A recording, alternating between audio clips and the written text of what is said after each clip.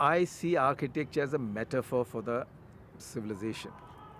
So, modern Indian architecture is a metaphor for modern India.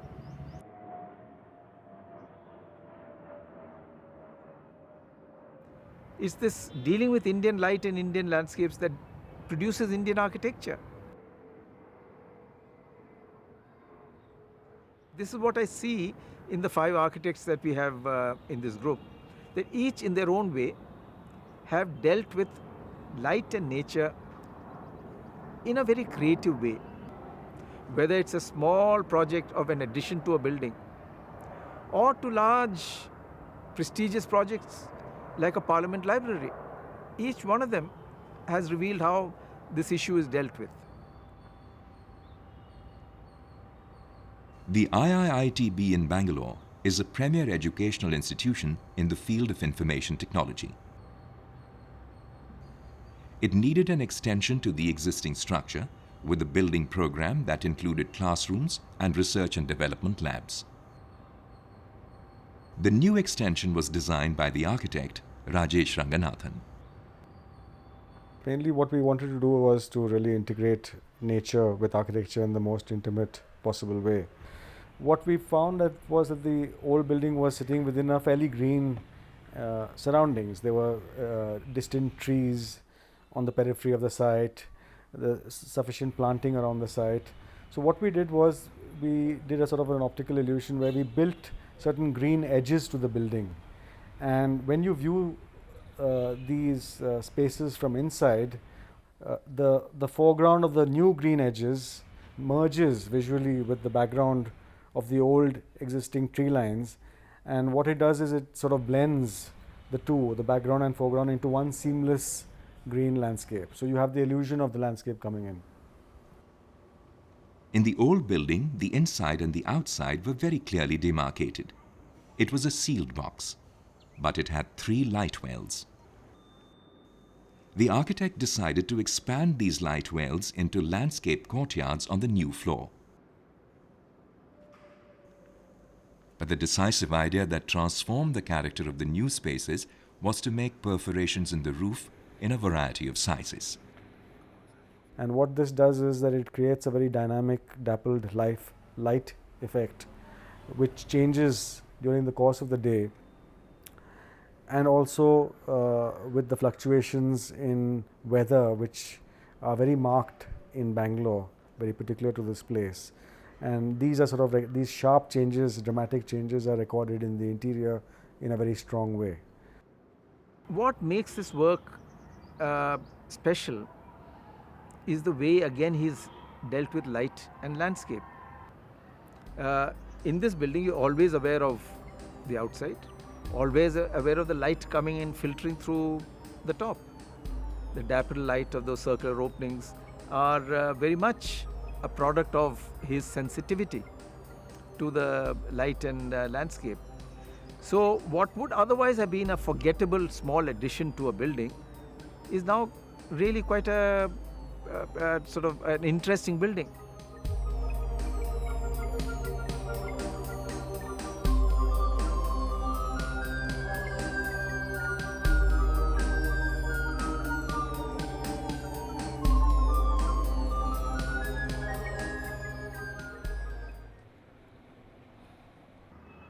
Value Labs in Hyderabad is a software facility for 1,500 people. CNT architects, led by Prem Chandavarker, was selected to design this building. In Hyderabad, they're very particular about the Vastu Shastra, which is their traditional belief system on how architecture should be done, the equivalent of Feng Shui. He had the problem of dealing with a client who was a believer in Vastu. In the Vastu, things are predetermined. And that dictated that the building had to be a perfect box with no ins and outs. The architects convinced the client to break the big box into 4 smaller quadrants, which would have a more human scale. The exterior, we felt, to break the sense of the box without changing the geometry of the box, we had to break the corner. This was done by a lightweight skin that wraps itself around the corners. Moreover, the quadrants were perforated, creating an atrium where natural light permeates into the workspaces. So that brings light and energizes the box, and also makes an awareness of the community, because you can now see across floors. You're not confined to just what's happening on your floor. These workspaces are connected to each other through a platform that is part of the most interesting feature of this building, the central staircase. Which starts from the reception in the bottom of the northeast quadrant and climbs up to the corporate floor, which is the top of the southwest quadrant, and that's what unifies the whole thing. And the staircase street also has light coming in from above, so it has natural light, it has a sense of a datum, a climbing datum, it has water as a focal element when you're coming down the staircase. So into that density we start introducing the natural elements also.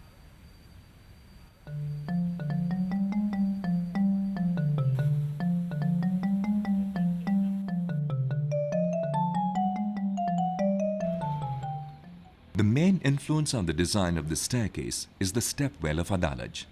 The first time I visited there, I remember I went down and I came up, and the friend who'd taken me there said, how much do you think we climbed?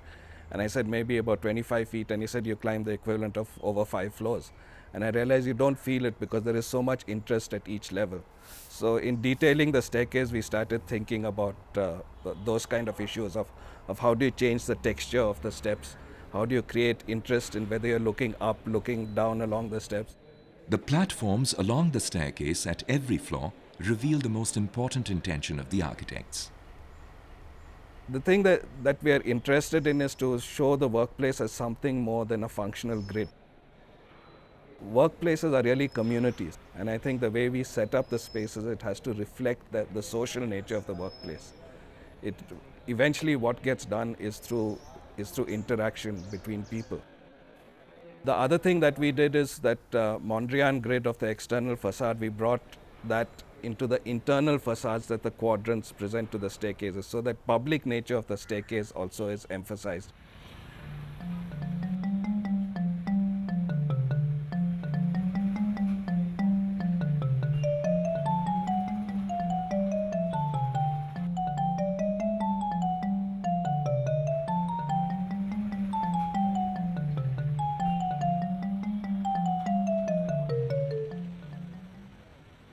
The IPDO in Hyderabad is a research and development center for Dr. Reddy's Laboratories, a global pharmaceutical company. The needs of nearly 800 scientists and certain international standards had to be understood and fulfilled by the architect while designing the laboratories. And each group of scientists had different requirements. So it was quite a tough task to coordinate all those requirements. They need a lot of services in terms of different kinds of gases, the quality of air required, the cleanliness required. These functional requirements were taken care of, but the architect also wanted natural light to permeate into all the working areas. So we created this series of skylights throughout the building and brought in nature into the building, which was again a very important thing. And those green areas with the skylight on the top become really the source of light. And if you really experience, you hardly have to switch on light as long as there is a light outside. By giving the walls of the different labs transparent glazing, the architect not only allows natural light to enter the workspace, but also creates a feeling that the scientists are part of one large community. It's not just the lab space or the meeting rooms that's important, but the interaction which happens between the scientists, that's where the most creative ideas happen. And the place had to be designed to support that kind of activity. At the same time, Sanjay Mohe also wanted the building to have natural ventilation so as to minimize air conditioning. So what we did is along the spine of the building, we created cuts in the building. And as the building was oriented in line with the predominant wind direction, the spaces next to these cuts became the cool spots where the breeze flows. And those became interaction spaces. And as you see in the building, you would always find people sitting around in those areas, and the whole view opens out towards both the direction, though the main spine is focused more towards the linear green area. In this particular building, he had a good client, a client who let him do things the way he wanted, though it's a very highly technical building. It's a laboratory, a very high-tech laboratory. And what he did was he sort of embraced the landscape in his building. He made the landscape very much a part of his design, and in that way made the landscape the determinant of his architecture. So it is not as though it was a building, installed in the landscape. It was almost like a yin and yang, the landscape and the building very intimately relating with each other. So this again the theme of light and landscape being the determinant of architecture. And Sanjay Mohe's building, the Dr. Reddy's labs, reveal that expression in his own way.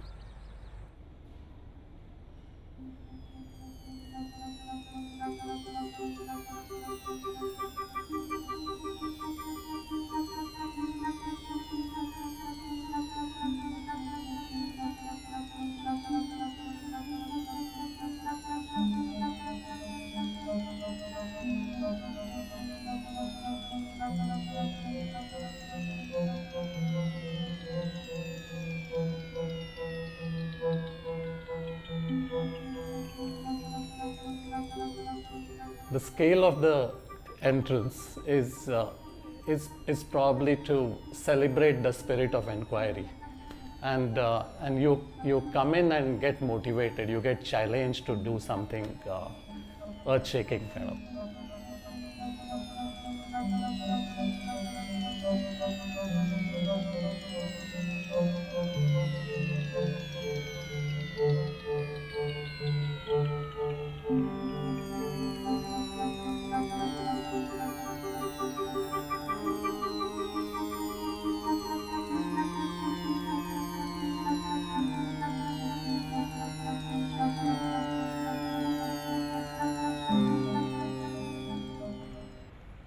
The Indian Institute of Management in Ahmedabad is one of the world's premier business schools.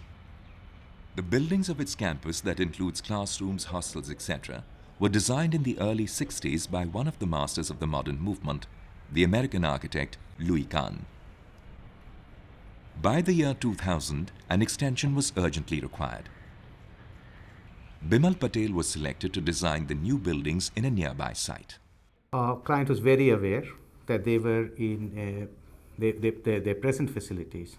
The building is famous the world over, and they were, I think, at least the people at that time were quite aware of the power that architecture has to create a memorable identity for an institution, and in addition to that, give the people who use that building something to some inspiration. The biggest challenge architecturally was to ensure that I don't mimic it, that I do something that pays homage to him and to his way of doing architecture, because really we all grew up with those things as his architecture as a sort of ideal here. And the challenge was to pay homage and to sort of do something that is in continuity with his architecture, but without mimicking it. This was really the challenge. Bimal Patel, of course, had a very difficult task. He had to do a response to Louis Kahn, and that's not easy. He had to, of course, it was across the road, and what he did was he did not use brick, which is the characteristic of Louis Kahn's architecture, primarily because they found that the brick was not weathering well, was not aging well in the Ahmedabad climate. So they did away with brick, and they have used concrete. Now his firm, Bimal Patel's firm, has done a lot of work in concrete, so it was a natural choice. But the language he uses, those circular openings, the external wall, is all reminiscent of Louis Kahn also, not mimicking, but recalling. The geometry that we have is very, very, very much like Kahn's geometries. The layout of buildings, how you lay out buildings at diagonals, the way vistas open up past certain elements. These are the things that are really that's really what we pick up from the old.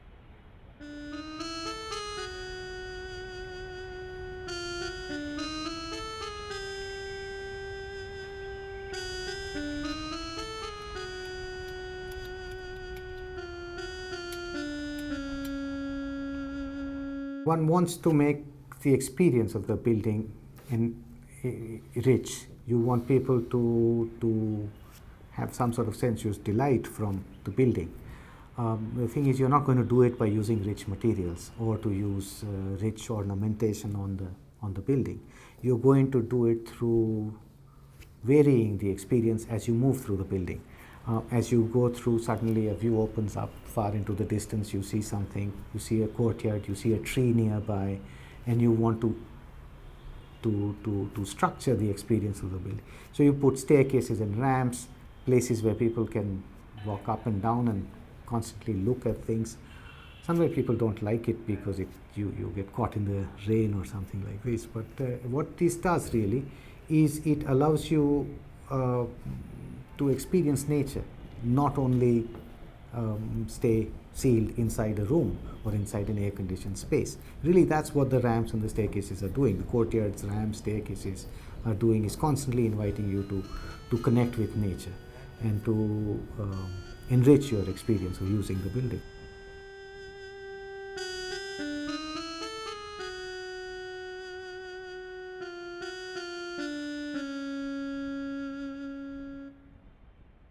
The Parliament Library is a high-tech information centre for senior government officials, research scholars, and members of the Indian Parliament. Historically, the Parliament Library is an institution that has particularly been used by members of the opposition and has played an important role in guaranteeing democracy in India. Over the years, the library, which used to be within the Parliament, had accumulated a large number of books and publications. The lack of space within the Parliament and new requirements led to the decision to build a new building that would be closer to a modern information and research centre than just a traditional library.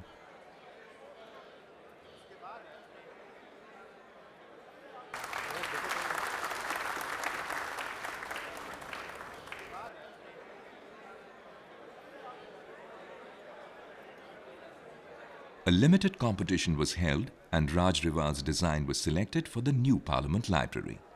So the Parliament building I began to conceive is like a guru dealing with the king. If the Parliament was the king, then this building should be like a guru. Somebody positive but different in a way, not submissive even. Somebody which gives knowledge to the Parliament building. Raj Rewal, of course, is a mature master. He has already executed compelling works of the last 40 years. And in the 40 years, one sees a certain evolution. And what I am arguing is that evolution is also going towards, shall we say, a deeper understanding of light and landscape. The core of the new building is made up of a space called the focal center, which is covered by a unique glass dome and surrounded by 4 identical domed spaces. Open towards the outside on one end, this focal center is surrounded by 3 courtyards, each one of which symbolizes for Rewal a salient feature of the Indian Constitution. The first one contains a sunken amphitheatre, symbolic of freedom of expression and belief.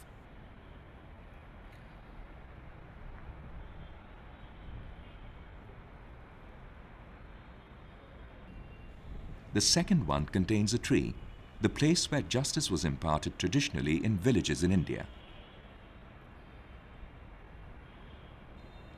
The third contains a water pool, which for Rewal symbolizes equality of status and opportunity. These courtyards are bound by peripheral passages. The direct influence was from, in a way, the Ranakpur temple, because Ranakpur temple has exactly a similar plan, a central core and a courtyard and a peripheral passage around the building. And this is what, in a nutshell, I have done in this building. The Ranakpur temple, however, influenced him in another crucial way, in his treatment of natural light. As you enter the main entrance hall of the building from the Parliament, you have an atrium which is lit from above, It's sitting on a ring of light.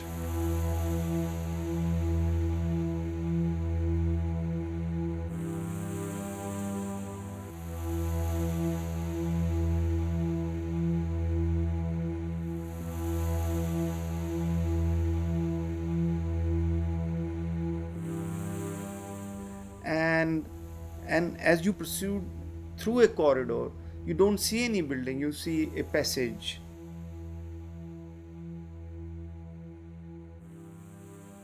And that is the kind of thing which I was very interested in, that you have a series of naturally lit spaces. And as you go towards the focal center, You only see a glow of natural light at the end of it.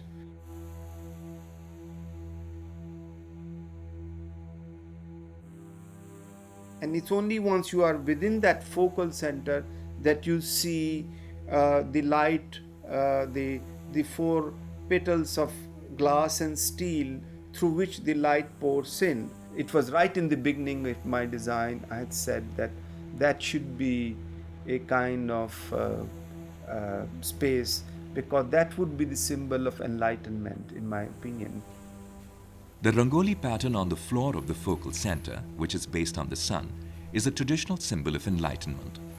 A pattern which is also etched on the central square where the four petals of the glass dome meet. A chakra or wheel of cosmic law, also found on the Indian flag. The interpretation is quite different from the other architects we have seen. But his response is still to light and architecture. And because of his history, because of his past works, he is very concerned about Indian culture. And each building that he does, he tries to respond to it in his own way. And that response is uncompromisingly modern. This modernity is particularly seen in the domes of the Parliament Library. The glass dome of the focal center, as well as the dome of the Scholars' Library, are both technological marvels. In the middle of these domes, when you look from underneath, you have glass bricks.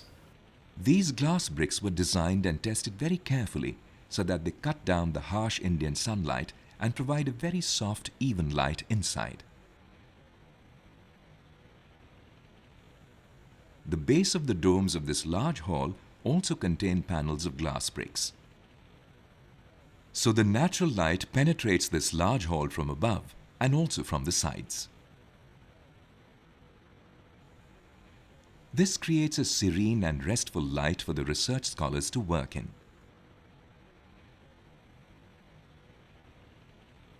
And since this light permeates to the lower basement, where most of the books are stored, it reduces the necessity for artificial lights.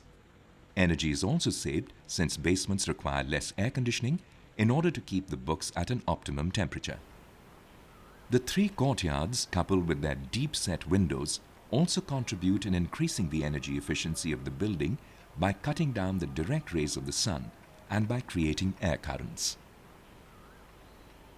And finally, the 60 centimeters of earth laid on the rooftop in order to create a garden also forms an insulating barrier that makes this building a very sustainable one.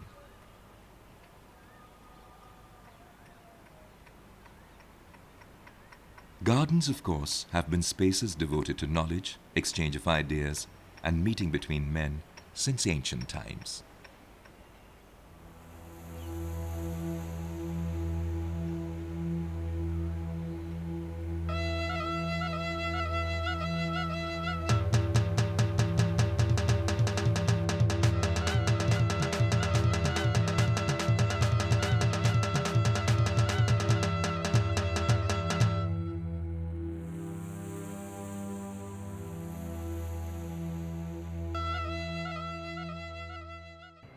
Modernity is not a Western narrative. For long it's been thought that it was a Western narrative and we have to follow that path. But slowly India is now showing that a modernity is heterogeneous. Indian modernity is equally credible, equally valuable as any other kind of narratives of modernity, because modern means to deal with the present. And India has now begun to deal with the present, whether it's in economy, whether it's in politics, whether it's in cinema, whether it's in any of the expressions, and in architecture, obviously, is beginning to, shall we say, define the contours of an Indian modernity.